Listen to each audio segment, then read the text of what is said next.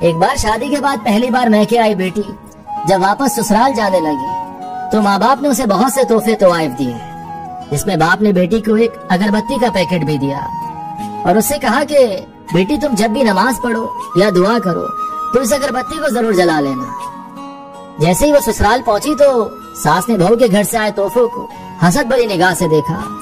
اور جب اس کی نظر اگربتی کے پیکٹ پر پڑی تو من ہی من میں ہنسنے لگی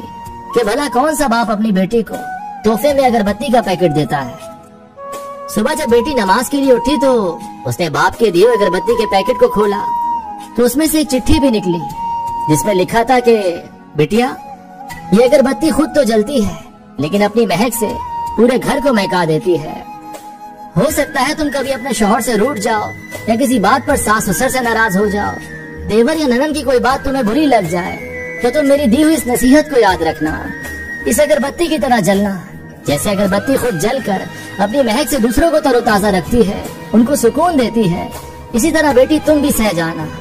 اپنے سسرال کو میکا سمجھ کر اپنے اچھے رویے اور خوش اخلاقی سے ان کے گھر کے سکون کی وجہ بن جانا۔ یہ پڑھ کر بیٹی پھوٹ پھوٹ کر رونے لگی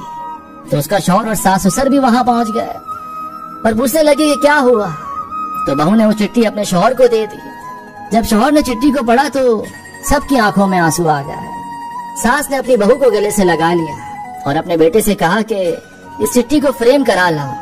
یہ چٹھی کسی باپ کا اپنی بیٹی کو دیا ہوا انمول تحفہ ہے۔